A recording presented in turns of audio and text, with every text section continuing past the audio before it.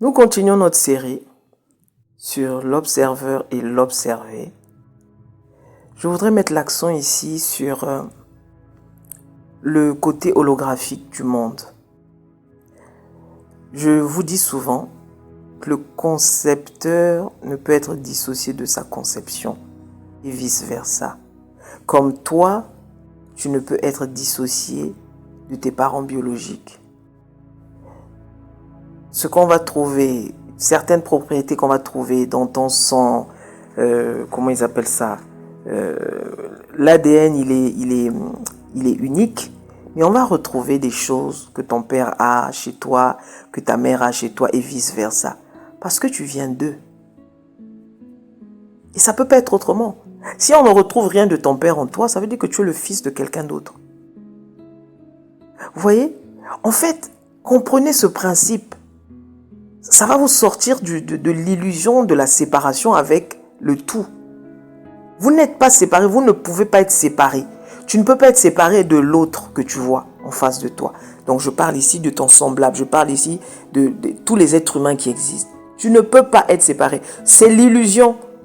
Tu les vois différents. Pourquoi? Vous n'avez pas la même peau, vous n'avez pas la même tête, vous n'êtes pas de la même famille. Lui, il est blanc, toi, tu es noir. Toi, tu es violet, lui, il est gris. Peu importe. Mais en réalité, vous êtes, comme on dit, les enfants du même père. C'est littéralement ça. On vient tous de la même source. Mais le jeu est fait de façon à ce que tu puisses croire que on est tous différents. Qu'on est tous, c'est pour ça que la différence crée des problèmes dans le monde. Tout ce qui est différent, on va le rejeter naturellement. On va te dire, fais attention. Lui, ne marche pas avec lui parce qu'il ne pense pas comme toi. Lui, ne fais pas ceci avec lui parce que lui, il ne voit pas les choses comme toi. Vous voyez, la différence nous a mis dans une situation telle que ce qui ne nous ressemble pas, tout de suite, on va le mettre de côté. Tout de suite, on va le proscrire, on va l'interdire. Or, c'est dans cette différence qu'on apprend à mieux se connaître. C'est dans ces différences-là que ressort le meilleur de nous. Dans les relations, c'est pareil. Ah non, je me suis séparé de lui parce qu'on ne voyait pas les choses de la même façon. Mais vous ne pouvez pas voir les choses de la même façon, vous ne venez pas du même coin, vous n'avez pas eu la même vie, vous n'avez pas eu la même expérience, vous n'avez pas les mêmes caractéristiques. Pourquoi tu veux voir les choses comme lui? Maintenant, dans ce qu'il a dit, qu'est-ce que tu peux tirer d'intéressant dans ce qu'il a dit? Je suis sûr que si tu sais regarder, tu vas trouver quelque chose d'intéressant dans ce qu'il a dit. Mais tu étais tellement obnubilé par cette idée de différence que tu n'as même pas regardé ce qui est intéressant à la personne. Tu as préféré couper court, te dire non, je préfère passer à autre chose. Ok, c'est un choix.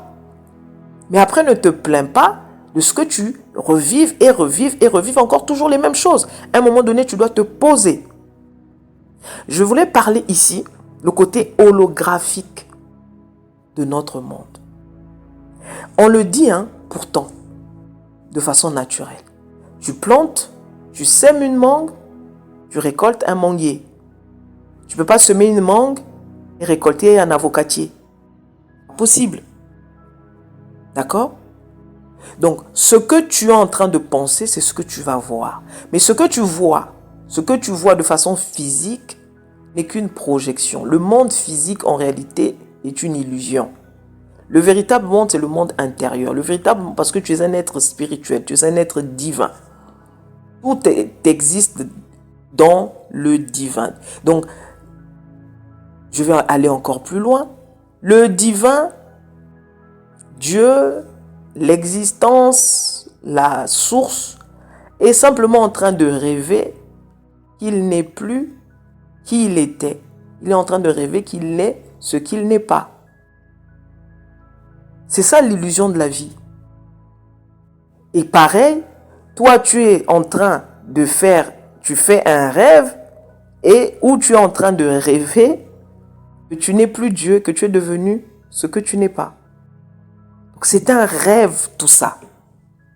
Maintenant le problème c'est pas de se dire bon écoute maintenant que c'est quoi finalement c'est tout ça c'est un rêve. Non, le but c'est de ça, c'est d'enjoy cette vie, c'est-à-dire de jouir de cette vie. Vis-la à fond, mais n'oublie pas qui tu es. C'est ça la leçon en fait réellement. Mais ça, tu n'as même pas besoin de l'apprendre parce que la vie elle-même, elle a fait les choses de façon à ce que les choses se passent toujours comme ça.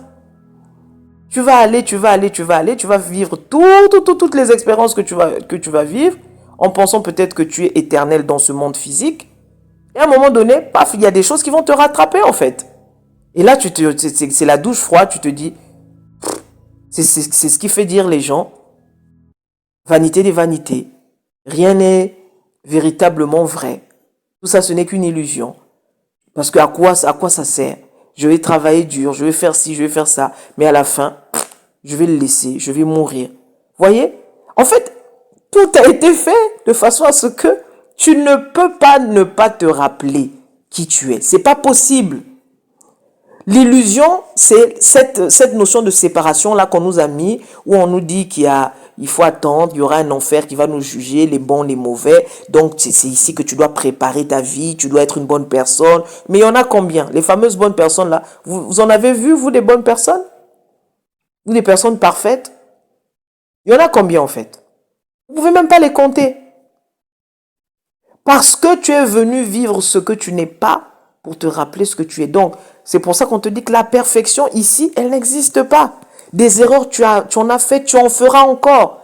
Donc, quand tu passes ton temps à juger les autres, à penser que les autres, c'est des moins que rien, à penser que les autres, c'est des gens à jeter, mais c'est toi qui es en enfer, en fait. C'est toi, en fait, qui est dans cet enfer qui t'a complètement aveuglé. Parce que la première chose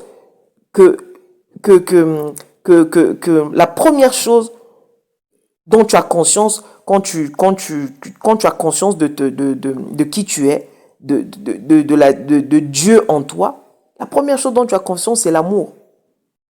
La première chose dont tu as conscience, c'est l'amour. Et l'amour, c'est pas de vilipender l'autre. L'amour, c'est pas de juger l'autre. L'amour, c'est pas de critiquer l'autre. C'est pas de rejeter l'autre. C'est contraire à l'amour, tout ça. Penser que tu es supérieur, penser que tu vaux plus, penser que eux, par rapport à leurs actions. Mais qui es-tu pour penser que telle action est sanctionnable ou pas? Vous voyez, vous avez même mis des étiquettes sur les actions. Pourquoi, par exemple, je sais pas moi, tuer, ça serait pire que voler à quelqu'un? Pourquoi? Donnez-moi une explication. Pourquoi tuer, ce serait plus grave que voler à quelqu'un? Parce que tu as la notion de la vie. Tu te dis, la vie s'arrête. C'est simplement ça, ça part de là en fait. Parce que dans ta tête, tu te dis, la vie, elle est courte, la vie, il faut la vivre, faut la vivre bien, mais il faut faire attention, il faut prendre soin de sa vie. La vie, elle est chère. Donc, vous voyez toutes ces notions. Et derrière, en fait, on s'est dit, la vie, à tout moment, tu peux t'arrêter de vivre. Donc, c'est un privilège que de vivre. Donc, celui qui vient arracher la vie mérite la mort, comme la mort qu'il a donnée à l'autre, par exemple. Sauf que, moi, je suis là pour te dire que la mort n'existe pas. Donc ça, c'est le mental, c'est ton mental qui te fait dire que la vie, c'est toi qui as mis des étiquettes à tout ça. Et donc, tu as décidé de mettre des étiquettes sur ce qui est sanctionnable et ce qui n'est pas sanctionnable. Pourquoi le vol ne serait pas pire que celui qui... Le voleur ne serait pas pire que celui qui tue? Parce que dans ta tête, on a mis des choses, on a classifié des choses, du plus grand au plus petit, du plus dangereux au moins dangereux. Le plus, le moins, là, c'est toi qui as créé tout ça. L'observateur en toi ne fait que vivre une expérience. Après, je ne suis pas en train de vous dire ici de commencer à les tuer. Il y a toujours des gens pour mal interpréter, mais bien entendu, vous comprenez bien que c'est pas ce que je suis en train de dire ici. Je suis juste en train de vouloir mettre l'accent sur les définitions qu'on donne aux choses. Derrière tout ce que tu vis, il y a tes croyances. Les définitions que tu as mises sur les choses, c'est ça qui gouverne ta vie depuis toujours. Et ça, c'est pas nécessairement la vérité. C'est pas nécessairement la vérité. Vous voyez? Donc, tu vas prendre par exemple cette notion par exemple de le monde finalement, c'est un monde dans un monde. C'est un rêve dans un rêve. Vous voyez? C'est l'observeur dans l'observé. Vous voyez? Et tu ne peux pas les dissocier. L'un ne peut pas aller sans l'autre. je veux revenir sur les opposés. Parce que ça, c'est quelque chose, moi, qui m'aide actuellement et qui m'a beaucoup aidé encore. Hier. Tu demandes quelque chose. Ça, c'est maintenant le côté pratique. Mais c'est l'opposé qui apparaît. La tendance de la majorité des êtres humains, c'est de paniquer. C'est de réagir, c'est d'aller en réaction. Ça, c'est la majorité. Parce que on fait toujours comme ça. Comment je vais faire? Mais comment je vais faire pour trouver telle solution? Mais c'est pas possible, mais je m'en sortirai jamais. Vous voyez, les premières réactions sont celles-là. Or là, tu as deux façons de voir les choses. Tu as deux choix. Ou tu crois en ce qui apparaît, donc en l'opposé qui apparaît. Et donc ça veut dire que tu as à nouveau embrassé cette croyance en toi que tu n'auras pas ce que tu voulais. Ou alors, tu repars dans la notion holographique des choses. C'est dans chaque chose, il y a toujours son contraire. Parce que ça, c'est la loi du monde duel. Quand tu vois le bien, si tu cherches derrière, là-bas, tu vas trouver le mal. Ce que tu appelles le mal. Quand tu vois le mal, si tu cherches derrière, là-bas, tu vas trouver le bien. C'est le serpent qui se mord la queue. Vous ne pouvez pas les dissocier. Donc, quand tu vois l'opposé, plutôt que de rester sur l'opposé, de rester sur ce qui est en train de se montrer là, c'est de se dire, ok, je vais parler ici par exemple de quelqu'un qui veut se marier. La personne, vous étiez bien, vous étiez en train de vouloir vous marier, machin, et paf, pour X, Y raison, il change d'avis. Non, finalement, je me marie plus, on annule tout.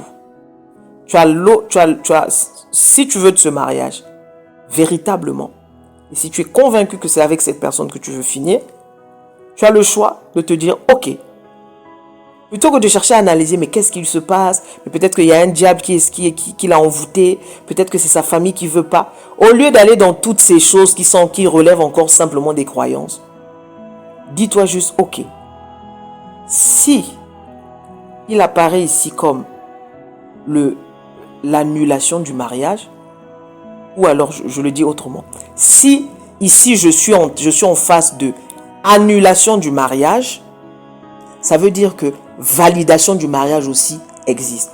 Vous allez à l'autre polarité de la chose. Mais moi, je décide que ce mariage est validé, quoi qu'on en dise. C'est pas en allant le quereller. C'est pas en allant lui chercher des noix. C'est pas en allant lui chercher des embrouilles. Ouais, comment ça tu me laisses? Non. Tu tapes dans ton pouvoir. Tu repars dans ton pouvoir. Et tu dis, ok, ce que je suis en train de voir là, ça me dit invalidation du mariage. Si ça me montre l'invalidation, ça veut dire que la validation existe. S'il veut tout arrêter, ça veut dire qu'il peut continuer à être l'homme qui m'a dit il y a 2 semaines ou il y a 1 mois qu'il voulait m'épouser. Donc ça là, cette circonstance-là, pour X ou Y raison, je l'ai créée, mais je décide de voir la validation de ce mariage. Et je reste sur cette assomption, sans l'ombre d'aucun doute. Donc là, vous voyez, il y a les deux opposés qui sont là, mais j'ai choisi cela. Et vous restez dedans. Vous allez voir que la même personne qui vous a dit, finalement j'arrête tout, va revenir, peut-être en s'excusant, peut-être en demandant pardon, peut-être en vous disant non, finalement on reste sur notre premier projet. C'est une question, c'est ça que vous devez comprendre, c'est ça que je veux que vous compreniez. Je reviens sur les opposés parce que souvent les gens ont du mal avec ces opposés-là.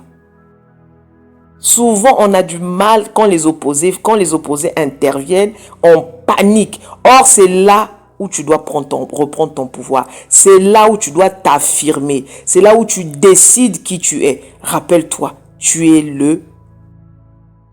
l'observeur. Tu es celui qui décide. Tu es l'observeur en qui il y a tout. Donc ce que tu es en train de voir là, c'est juste la polarité de ce que tu veux. L'opposé en fait. Et comme tu es dans le monde duel, les deux existent. Pourquoi tu choisis de mettre ton focus sur ce que tu ne veux pas? Mets ton focus sur ce que tu veux. Reste dessus et regarde les choses s'aligner. Regarde les choses aller dans le sens que tu veux. Vous voyez? Comprends cette notion de l'observeur et l'observé. Mon ami, ça va t'aider. Ça m'aide beaucoup. Donc, je vous le transmets. On se retrouve pour notre prochaine intervention sur notre série. C'était Genesis. Ciao.